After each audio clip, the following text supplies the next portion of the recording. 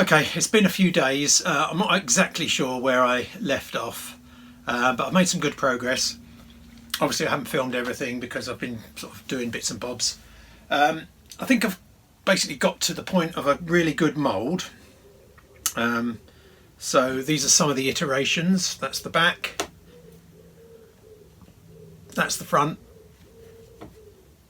This is the one that I did previously, which I think was just the point where I finished filming last time. That's just the font name with a couple of little grooves for the copper rods. The next iteration was this one. In fact, this is, yes, which is this one, where I tried to fill through the back because I was having trouble with the lead pouring into the mould properly. That didn't work, just made a bit of a mess. The other thing is that my idea of pushing a back plate, I also made a new black back plate, by the way, to make the mould, to push down on the mould. That didn't work because it was trapping air and the air wasn't rising, so I was getting bubbles on the surface. So I decided not to use that method. I now pour exactly 70 grams into my mould, and I pop the bubbles with a blowtorch, and that seems to work quite well. I am getting a little bit of gappage around the sides, but actually once the mould's out I can trim that up and it gives it a bit of a sort of handmade look, which is what I'm after. It's all as good as I'm going to get, to be honest. Okay, I'll come to that in a minute. So I've scrapped those in the bin, and then I ended up with what I'm calling my perfect mould, although there is one addition I need to make. So you can see I've added two little holes here for the brass rods. The brass rods can actually pass through that membrane there. Keep saying brass, they're actually copper. And then I've got a really nice front mould as well. Okay, so they fit together nicely. I've been sticking them in my vise as a way of holding them tight, and they're not getting too hot. Got a nice little pour hole there. That seems to work. Once I put my copper rods in, I'm not going to have anywhere for the air to escape, so my next design is going to have a couple of extra breather holes for air to escape. So in this part of the video I'm hoping to pour the first of the proper labels. So let me just show you some of the stages that I've gone through. So this is the original one, not bad, bit of surface texture which I could do without, so I reprinted the mould. I've also got a few holes as well. I found having a 1mm font is better than having a 2mm one. I thought that would make it more pronounced, but actually the lead just doesn't quite get in there. So I think it's better with just the shallower profile, unless it's touching the other side of the mould, which is a possibility. Back of the lead looks good. Got my two contours here where my brass rods, copper rods, are going to go. So my final one, or my most recent one, so that was again, had a bit of trouble with the pouring at the top there, you can see, and again a little bit of trouble on the pour on this one, but I think we can improve that, and this is kind of getting close to the final label. I have buffed that one up a bit, and I've also ordered some patination fluid which will turn it all sort of a blacky grey, and then buff it will bring out the edges. Should look nice. Back of that one looks pretty good. Okay, so I've also bought some copper rods. Now I think these are just welding brazing rods, but they're perfect size, perfect length. So this is going to be the first attempt at pouring some of those with these in place. Now, do I need flux, do you think? I'm about to find out. Okay, I'll get you over to the bench. We'll hot up some lead and give it a pour. Also, I need to improve my method of heating up the lead. I'm not very happy about doing it in a saucepan. It's yeah, a bit risky. Sketchy, I think you would call it. The other thing I need to talk about was font sizes. So again, on this one, the Hoster, found this font size is about right. Problem with that is I'm only going to be able to do 2 lines, fairly shortish names. So I can probably do Cedar of Lebanon, but I don't think I can do Cupressus macrocarpia lutea on there. That's a very niche reference for my brothers and sister. I'm not even sure if they'll get it. Anyway, let's get over to the bench. Okay, here's my 2 halves of my mould. This is how I'm doing it currently. Lining them up. I ditched the lugs that married them up internally. I didn't think it was necessary in the end. I basically tighten those in the vise, not too tight. Get it nicely lined up. And then we melt some lead. Now, not done this bit before. 2 rods go in that hole there. And that hole there. I'll have to make some kind of jig to hold these. So down to the bottom and then back a millimetre. That's the effect I'm looking for. Don't know if you can see that. Okay, I'll heat up some lead and we'll give it a pour.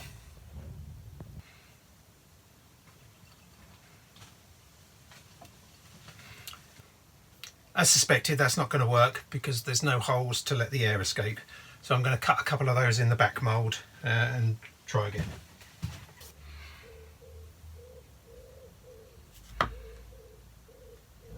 Actually, it worked better than I expected. I've got half a mould. Okay, won't take a minute. Did I say how expensive this silicone is?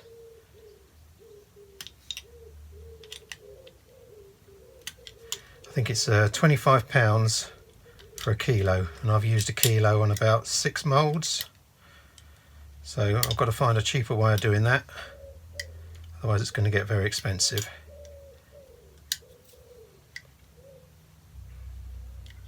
It is going to be expensive anyway. I can't see that I'll be able to sell these for much less than a tenner each, which, you know, kind of prices me out of the market a little bit, I do believe, but I've got to give it a go. Once I've got some moulds made, the process will get cheaper, but I'll try a few. Etsy is going to be my place to sell them because that's very crafty, isn't it? Does that give me air? Yeah, I think that's enough. Got to make sure I've got this the right way around. So that's the top.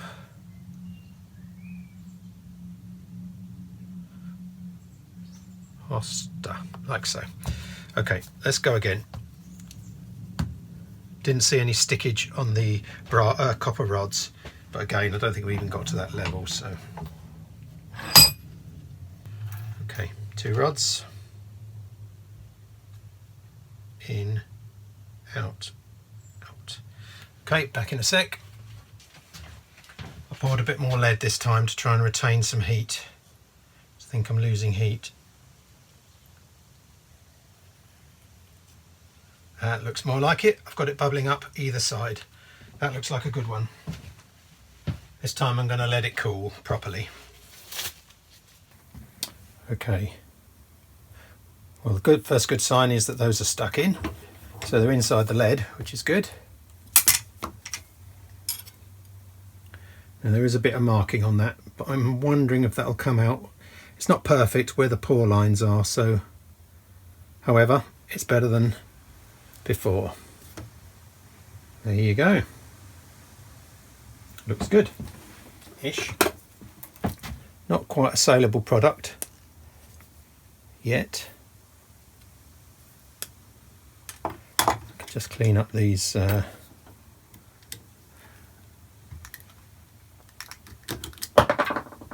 can clean them up a bit better, but that's the kind of thing we're looking at. Once my patination fluid arrives, I will clean this one up. It's still too hot to touch, and I'll show you it once it's been buffed up. I think that's almost there.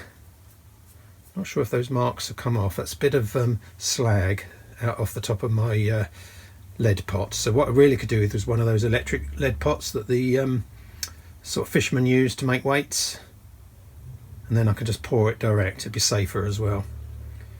Then I won't have all of that slag. Shut it, you slag. I found a chisel was the best way to get the bits off the back. I don't know if you can see that, but just slide that down there. That's one good thing about lead. Very malleable. Get my knife on there as well.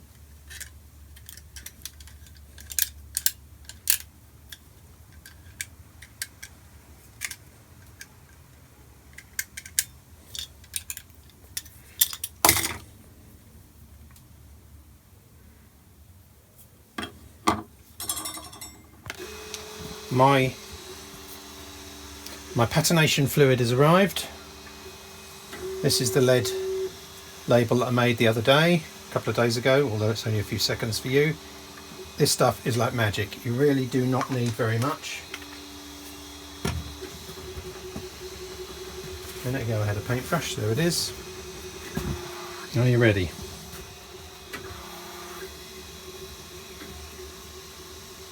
You see that? It's changing almost instantly.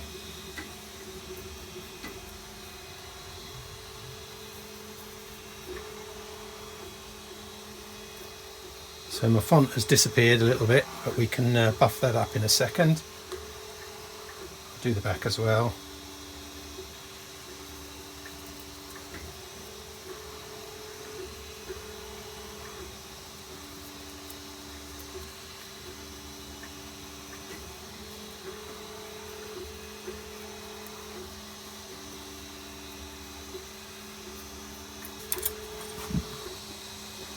Okay, that's 10 years of patina added instantly.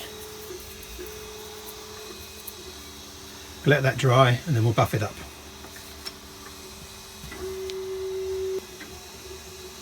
Still got a bit of indentation where the pour of the lead happened. I've got a theory on that. I think the mould is expanding as soon as the hot lead hits it and squeezing the mould, possibly deforming it slightly. So my plan is to warm up the mould before I use it, or maybe do one test pour to get it warm, and then it should be good.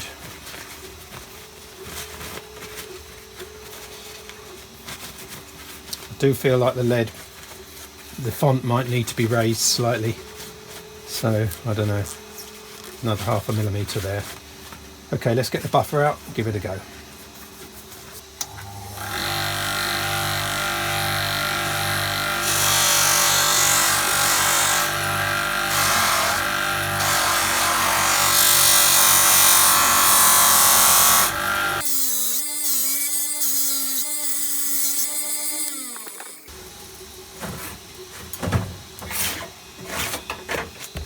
Not quite the desired result on the buffer, so I'm just going to try a little bit of Wild Wool, see if that will take off enough to make it shine a little bit.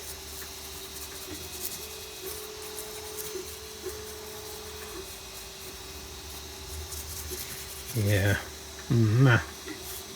that's taking all the patina off. I don't really want to do that. Close, but not quite there. Well, it looks old. Not quite happy with that, but not bad. Getting close to a finished product. I'm going to go and stick it in a plant pot, see what it looks like in there. This is just some oil that I've got, patination oil, which I don't think gives it any colour, but just seals it all in. That's pretty good. A little bit more under here would have been better, I think. I think that looks pretty nice. I would appreciate if you would let me know in the comments if you think that's good enough as a saleable item. I can improve it definitely, and I will, but we're getting very, very close.